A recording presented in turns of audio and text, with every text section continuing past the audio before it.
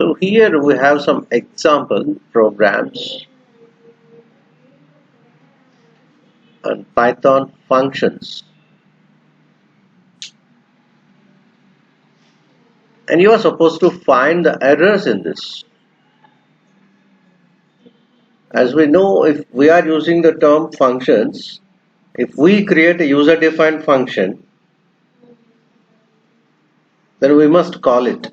If you want to use the user-defined function, once function is created, it must be called somewhere. So Python follows some notations. We use the term indentation. That indentation is very important in Python, as we don't use any brackets just like in C and C++. In C and C++, to represent a block of statement, we use braces, but here we don't. So here we have some 12 example programs, and you are supposed to identify the errors in this.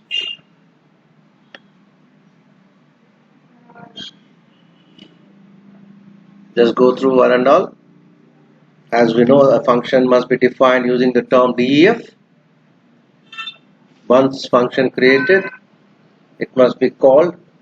The existence of any function comes into picture once you make a function call, and once function created can be called any number of times. So functions without parameters, functions with parameters, and function with return values also. So go through all the 12 and identify the errors.